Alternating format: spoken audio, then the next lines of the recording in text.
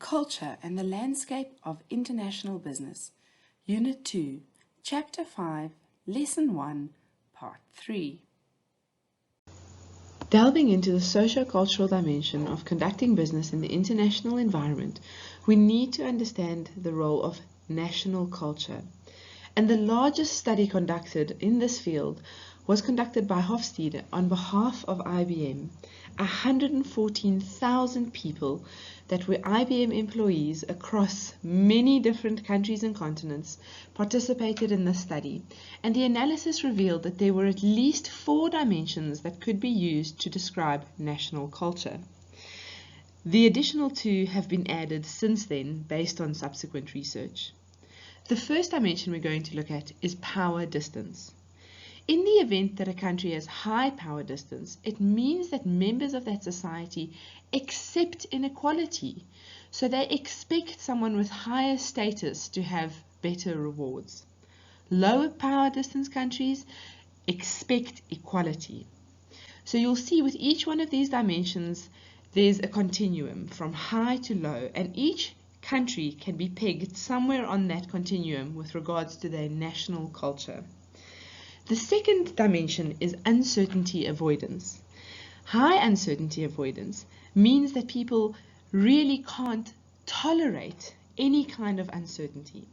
And low uncertainty avoidance means that people embrace risk, are fine with ambiguity, and are happy to face the unknown. So you can see that low uncertainty avoidance would be a cultural value that would go along with higher rates of entrepreneurship. The next measure was individualism versus collectivism. So in a society that displays the cultural value of individualism, it means that everyone takes care of themselves or is expected to do so. And the society is very loosely organized. So your individual work should result in your individual rewards. In collectivistic societies, we see a sense of being through others. We would know this perhaps in South Africa as Ubuntu. So because of the behavior and actions of others, you should also be taken care of. Now it's important to remember that when we look at culture, there's no right or wrong, but it is important for us to understand where people are coming from. The next measure is masculinity versus femininity. Now, as you can imagine, the naming of this dimension has caused quite a bit of controversy. And so this can also be looked at with regards to task orientation, which would fit with masculinity, or people orientation, which would fit with femininity. So in a masculine or task-oriented culture, you would see a focus on achieving objectives, being very driven at all costs, and a high-performance culture.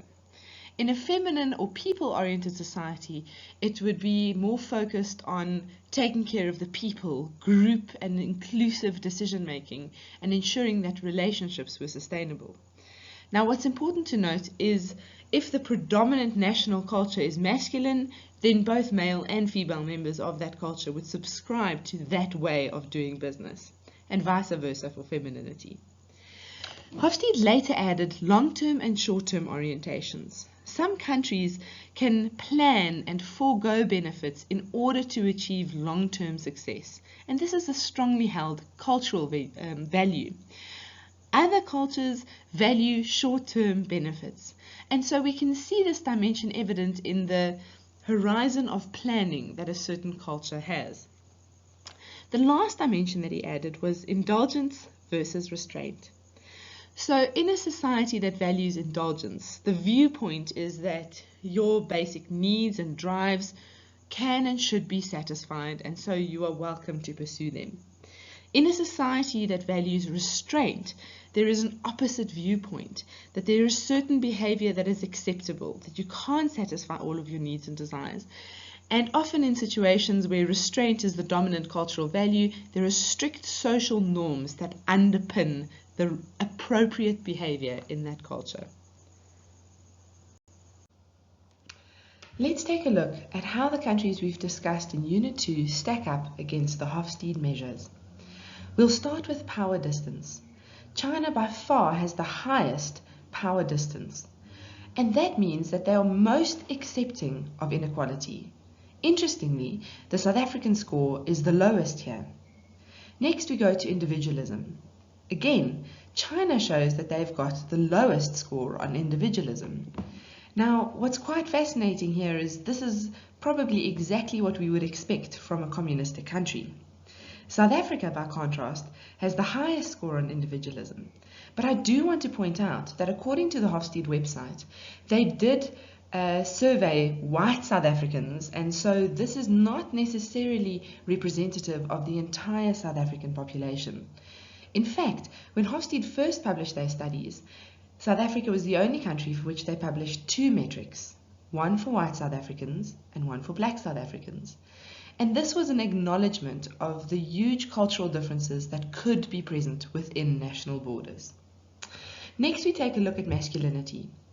China, followed quite closely by South Africa, have the highest performance-based cultures according to these measures. And we can see that translate into a certain kind of work ethic.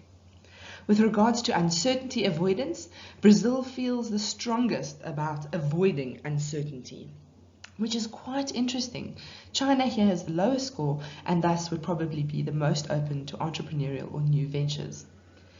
Now, long-term orientation, I think, always says interesting things about a national culture. We see this translated into savings as well. China has by far the longest term orientation out of any one of these emerging countries. What's quite interesting is that China also has double the savings rate per household of America, for example. So we see that long-term orientation both in state planning and in the planning of individual families' finances. And then lastly, our indulgence versus restraint. So the countries that have the highest measures here, South Africa and Brazil, probably are most similar in terms of making sure that they live a pleasurable lifestyle. Again, you could see the difference between long-term orientation for China and indulgence level, that's the lowest for them. So they would probably be most willing to defer lovely activities. So a holiday that they're planning or something that they've been really looking forward to, they would be willing to defer that and rather save.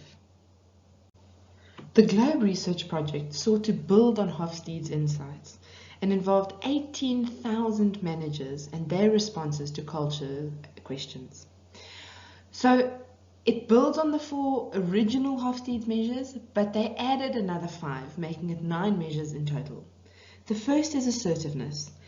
A high value in assertiveness means that the society values toughness, people that are straightforward and competitive. A low assertiveness culture means that people value concern for others. In terms of future orientation, you'll see that this is quite similar to Hofstede's time orientation. It refers to the extent that a society rewards or encourages future planning. Gender differentiation is an interesting one. This dimension refers to the extent to which a society maximizes gender role differences. In a society with low gender differentiation, which you're more likely to see in Scandinavian countries, women typically have a higher status and play a larger role in decision making. Countries that have a high gender differentiation, however, accord men higher social, political, and economic status. A performance orientation. If we look at this, a high performance orientation places great emphasis on how you've achieved and performed and rewards you for excellence. A low performance orientation means that the society focuses more on loyalty, belonging, the family that you come from and your background. A humane orientation is the last dimension that was added. It refers to the degree to which a society encourages and rewards people for being fair, kind, generous, and caring. A country that's low on this orientation would expect people to take care of themselves. Here are some examples of country rankings on selected Globe value dimensions. We'll start with assertiveness. Countries that are low on assertiveness are Sweden and Japan. Countries that are high on this measure are Germany and the United States. What's quite interesting is that sometimes countries you would expect to be similar, like Sweden and Germany, because they're quite close to each other, are in fact quite different. In terms of future orientation, we can see that Russia and Kuwait have a low future orientation, but Denmark, Canada, and Singapore have a very high future orientation, which is quite visible in the extent of future planning that happens in a country like Singapore. In terms of gender differentiation, we're not surprised to see Scandinavian countries like Sweden and Denmark with a very low differentiation level here, and indeed very high equity. They are also trailblazers, for example, in the field of paternity leave when babies are born. High gender differentiation can be seen in countries like Egypt, China, and South Korea. So even though their cultures are quite unique and distinct, they measure highly on this value. In terms of performance orientation, we see a high performance orientation in Taiwan, Hong Kong, and the United States, but quite low in Greece and Venezuela, which is perhaps not so surprising considering the levels of debt that these countries have. In terms of humane orientation, a low humane orientation in France and Singapore, but a very high expectation for this kind of behavior in Indonesia, Egypt, and Iceland. The last idea that we're going to consider in the socio-cultural dimension is the use of language. Some countries use language in a high context way and others in a low context way. And you'll see some examples here. What's quite interesting is that in high context cultures, we find that people are quite sensitive to the context in which the communication is occurring. So, what preceded the social exchange? What's the history of the situation? Are people building a relationship? And so a lot of the meaning of the communication exchanged is actually derived from the context and the non-verbal behavior, more than from simply the words that are used. Now, in a low context culture, we see a completely opposite approach. Here, people use communication in a very factual way. We could look at this as people say what they mean, and so the words chosen are actually the most important thing in these kinds of communication interactions. Imagine, if you will, the difference between a North American business person conducting a business deal and a Chinese person conducting a business deal on opposite sides of the high and low context scale.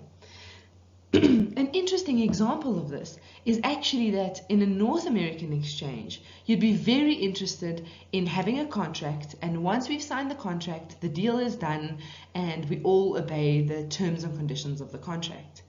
However, when doing business in China, several North American business people have found that if they don't take the time to invest in a relationship with their Chinese counterparts, they won't even get to the point of signing a contract.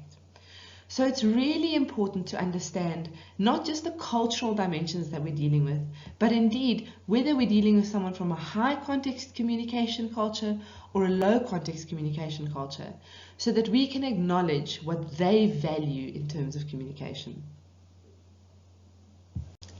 The last thing we're going to look at in Chapter 3 is international trade alliances. These have played quite a large role in globalization, and the first one we're going to look at is the General Agreement on Tariff and Trade. It was started in 1947 by 23 nations, and the idea was that they were going to set up rules for fair trade and also to break down some of the trade and tariff barriers that were very prevalent at the time. There have been several rounds of talks that have been sponsored, and in 1995, the GATT agreement gave rise to the World Trade Organization, which has a permanent membership of 159 countries. And what this organization works to do is to liberalize the trade in goods, information, technology, and services. And I trust you can see how this has had a direct influence on the term globalization. There are several interesting trade agreements. You might have heard of NAFTA, the North American Free Trade Agreement, which in 1994 merged the United States, Canada, and Mexico into a single market, with the aim of reducing trade barriers between these countries and making it easier for them to trade and move labor and goods around the North American continent. The European Union has taken this just a step further. It started in 1957 as the European Economic Community with a similar aim to NAFTA. However, it has now resulted in the 27-nation European Union, which has gone a great deal further than NAFTA, as there is a single currency and there is a European Parliament that European Union members can vote their own representatives onto. Here you can see a visual representation of the extent of the European Union.